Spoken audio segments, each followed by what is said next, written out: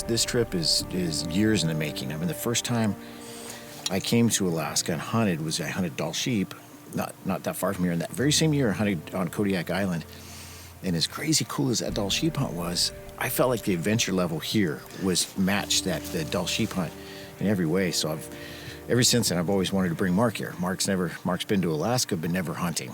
And then my son-in-law Kevin, he's never been here. He'd never even been to Alaska. So he's just on the other side of the bay from us right now. I've just wanted to bring him because it's just, I don't know, I think it's the coolest hunt in Alaska. I mean, I haven't done them all, but this is cool. When we flew in here, I mean, we flew through this gorge right here, and he cut those engines, and it goes silent, and you have all this stuff around you.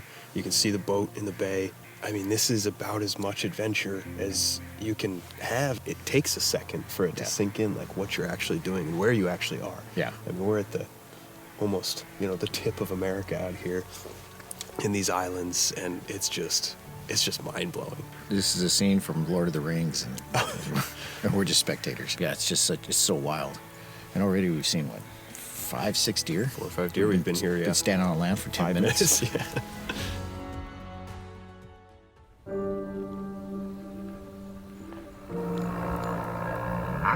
Every season has its peaks and valleys, both literally and figuratively.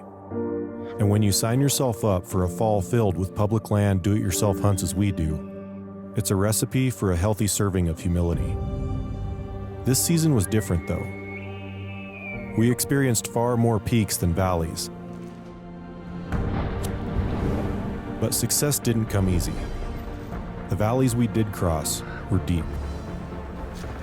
We found success at moments we didn't expect, and difficulties in places that normally provide opportunities. Hunting doesn't always involve killing an animal. That's the way it's always been and always will be. There's simply too much outside of a hunter's control to expect any sort of guarantee.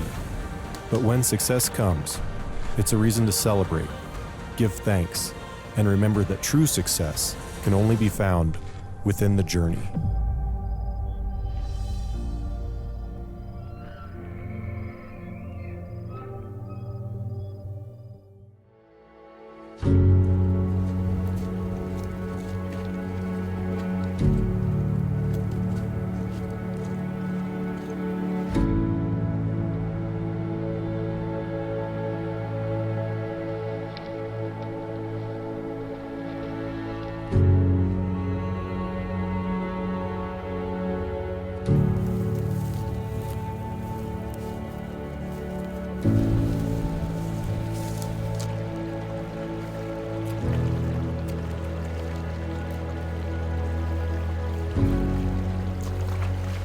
Well, we gave it a heck today. I mean, this is the same spot we were in yesterday. We saw what we still think more than 40 deer. More than 40. Probably 50, I think. Yeah. And we just did our math and added them up, and we got to 12 today, and that's it. 12 and one buck. One buck that we got a quick glimpse at. It's just one of those weird days. Yeah, something changed today, that's for sure. We just got to figure out what it was. Maybe we never do, but... we are going to move tonight. Captain Ross already said that because of this wind changes, that we're going to be better off in another bay. So sometime between now and sunrise tomorrow, we're going to be in an entirely different area. So it doesn't even make sense. We only got about an hour of daylight. We don't have enough time to kill a deer, process it, and get to shore before dark. And that's a rule. That's a law. So since we're not going to be here tomorrow, it doesn't even make sense to stay and scout. So we're going to start heading back. Because, I mean, we could run into a deer on the way back and still have time, but we'll see what happens. All right.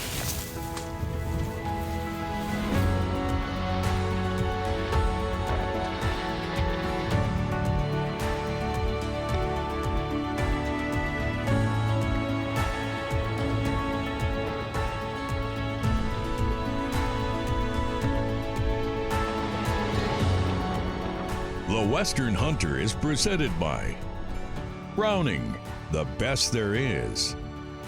Benchmade Knives, the most advanced hunting knives ever. Easton Archery, made in USA since 1922.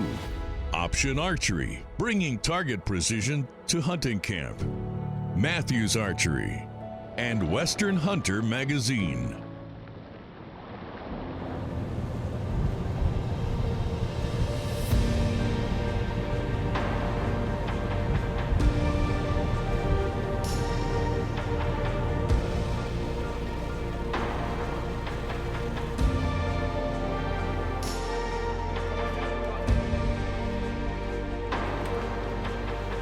There's a good chance that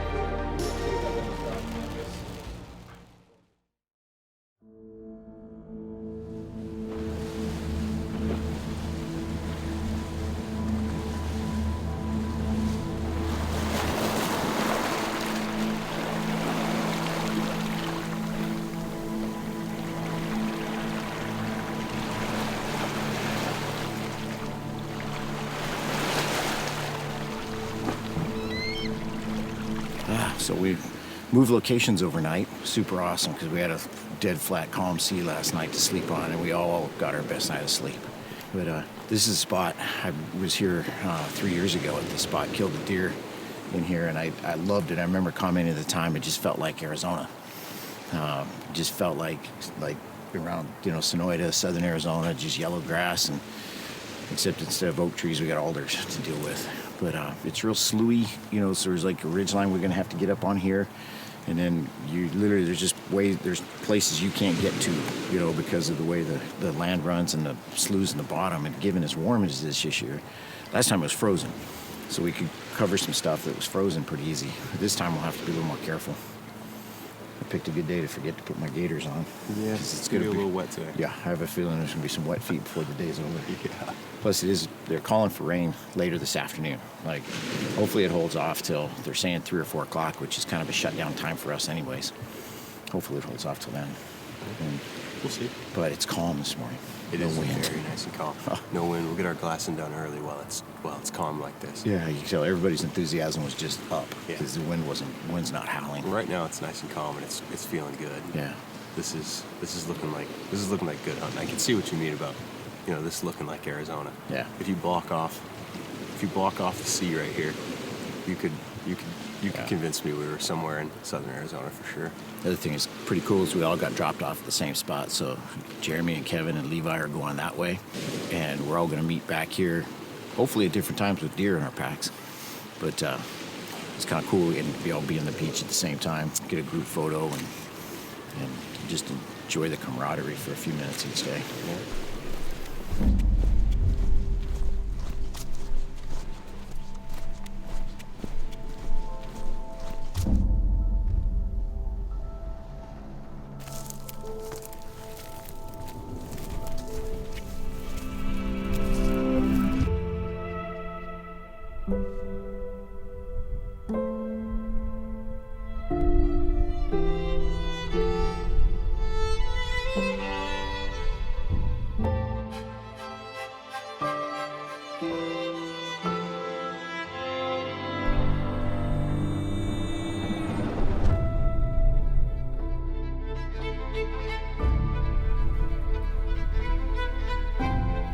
It's picking up. We've seen a couple of deer down here. We're probably well over 10 deer already, even though it's not concentrations of deer. They're kind of spread out all over the place. But this is a spot I killed a deer in 3 years ago. There's a bunch of little cuts that fall off into a kind of a big drainage over here.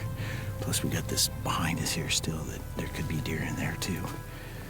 So we're just gonna keep poking along this ridge line. Once we can kind of see over that edge, we'll start dropping down and looking at some of those cuts. Those big flats out there, there's a few deer out there right now too. So it's encouraging. We're seeing plenty of deer, just no nice bucks yet. But the rut is on for sure. So eventually we're gonna find some bucks.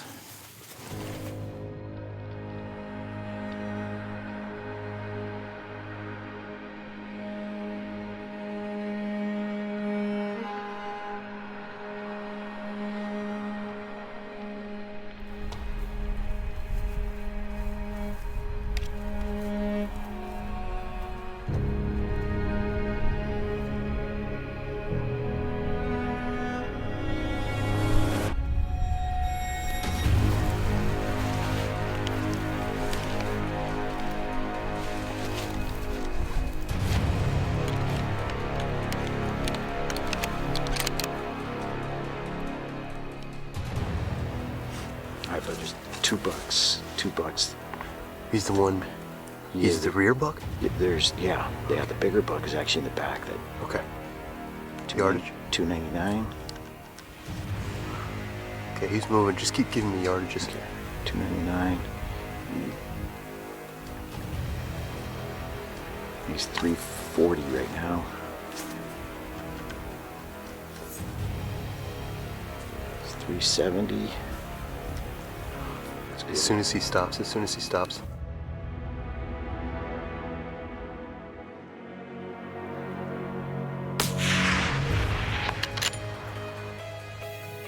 still going down. I think it's a good hit. Just watch.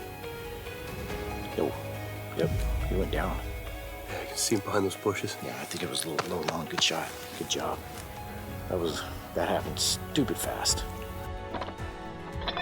The Western Hunter is presented by Swarovski Optic. See the unseen.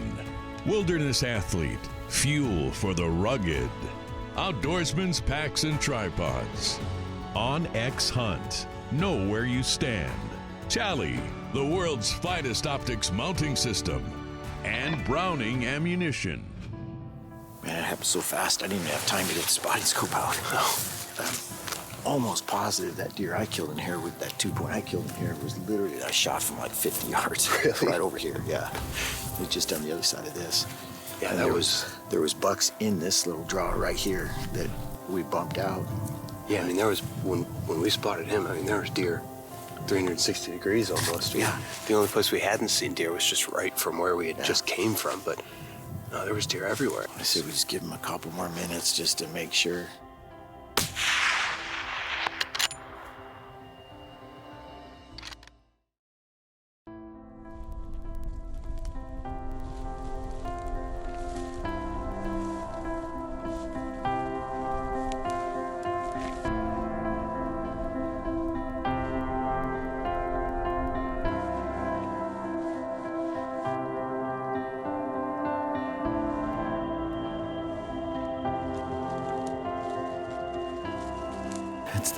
That's like the heaviest 2-point I've ever seen here. I mean, that is like That right there. fully mature deer. Yeah. Oh, absolutely, man. Yeah, I bet 90% of the bucks on this island are 2 points. Yeah.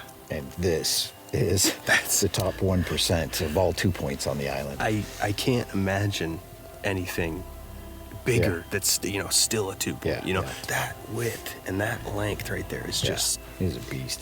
he comes back so far. Yeah. That swoop out, this one's even more impressive. Yeah. The color, the mass, everything. He's got such just cool a deer. big old neck, man. He was getting a little aggressive. It's crazy. You and Kevin both first timers. Kevin kills a 4-point, which is one of the most unique deer you could get. And like I said, to kill a 2-point that's in the top 1% of that class, that's pretty crazy. And if you never killed another deer, you killed an incredible representative Absolutely. of what Kodiak Island's all about. Absolutely. He is gorgeous. There's so much that feels like, it's not even feels, there is so much that is out of your control. Yeah. Even more than any other hunt that we've ever done. And then, when you have a great first day like we had, where you feel like, kind of like we got the pick of the litter type Yeah. thing, and, we were taking our time a little bit, and then you have that second day that's just dead. And honestly, for about an hour this morning, this is the first buck we saw. Yeah. These 2 bucks were the first bucks we saw. I was thinking like, ooh, we might have another slow day on our hands. I'm almost glad I didn't get the spotting scope out, because it's pretty rare that you walk up on an animal and go, oh, that's better than I thought. That was definitely the reaction. Yeah. For sure. Yeah. I I was like, oh, that's a good buck. That's a shooter for sure. But I didn't see all of this. Yeah, cool deer. Very cool.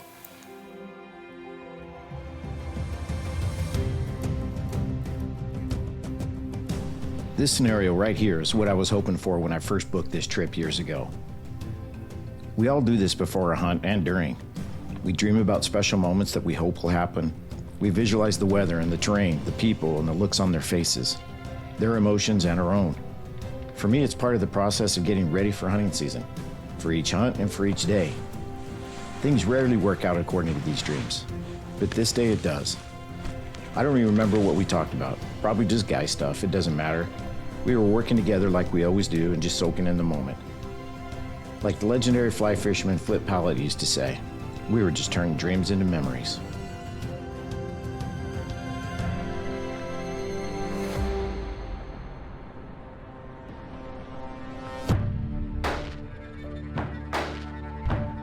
This segment is presented by Benchmade Hunt, the most advanced hunting knives ever.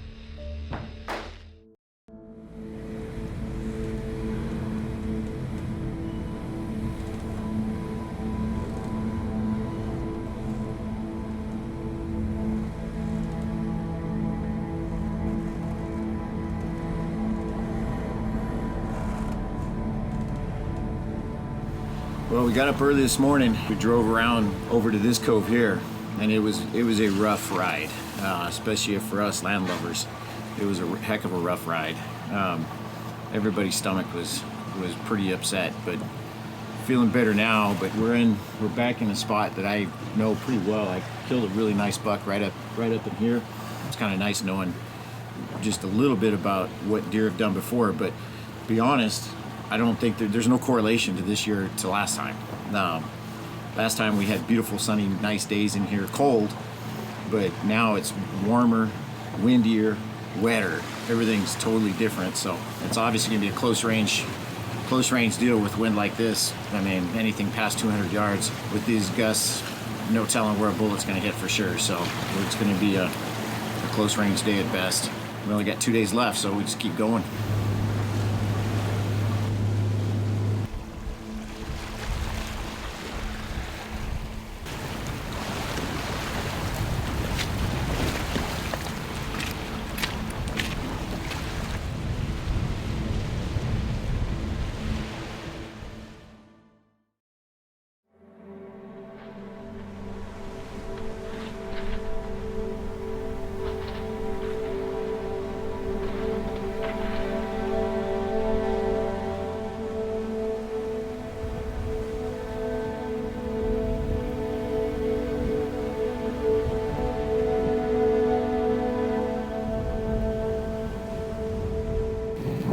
Made it into a spot where I've been before. It's actually a really good spot to locate deer from. We've got this big basin in front of us. There should be deer here right now, but we're just going to hold tight. I mean, this weather is pretty nasty. And one thing we've definitely seen so far on this trip that I haven't experienced before is the deer don't seem to like it when it's really nasty like it is right now. Plus visibility stinks, obviously, so we're just going to be really patient with it. Hopefully, if that's what's holding the deer down right now, give them a chance to get up and feed so we got a chance to find one.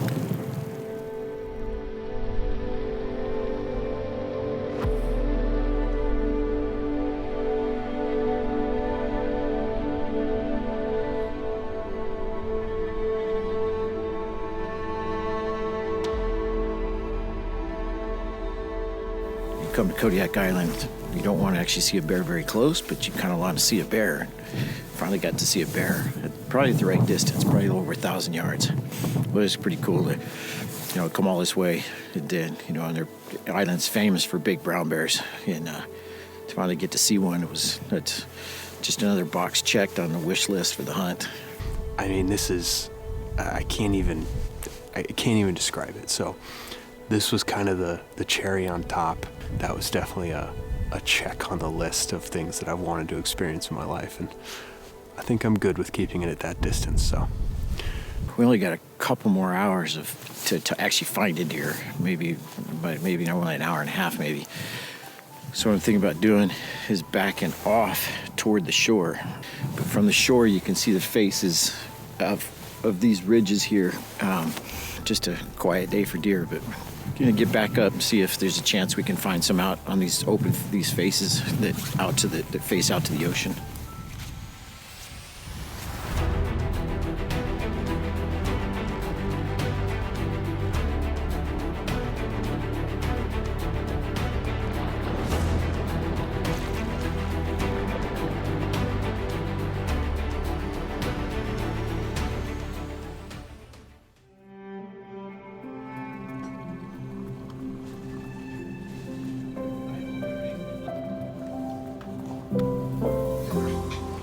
So it's our last day. Again, weather's been just awfully tough. The first day was brilliant and gorgeous. We got a little bit spoiled that day, but man, ever since then, you could count the number of hours on one hand of what you would call decent weather. And then wind always seems to play havoc on deer. But it's the last day, still got a deer tag, but honestly, with Kevin, Mark, and Levi all killing deer, which are the 3 new guys that had never been to Kodiak before. When Levi killed that deer yesterday, that was for me, it was like the final check mark. If I kill a deer, that's great. If I don't, honestly, it's not going to change my opinion or my memories of this hunt, even one little bit. So it's fun to go hit land today without, not that there's ever pressure when we're hunting, but with the idea that, man, it's no matter what happens, it's been an incredibly successful hunt.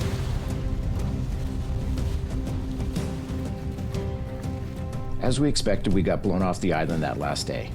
For me, it felt appropriate. There was nothing left to accomplish at that point. I don't actually rank hunts. Each one is so unique that it would be impossible to compare them. But besides my daughter Courtney's first hunt at 10 years old, I would have to say this might be the favorite hunt of my life. Seriously, how could it get any better? Sure, the weather beat us down, but it opened up the window for us to do some duck hunting. And that rough ride in the pre-dawn darkness comes up every time we get together. We pulled in a basket full of Dungeness crabs and had an absolute feast that night. We caught some monster halibut and numerous other fish during that downtime, and laughed for hours that we wouldn't have had if we'd been hunting. To top that off, Mark, Kevin, and Levi all killed incredible deer on their first hunts in Alaska, and saw their first brown bear. On my last hunt to Kodiak, I closed the episode by saying that I felt like I might be the luckiest man on earth. After the last 7 days with these guys, I still believe that might be true.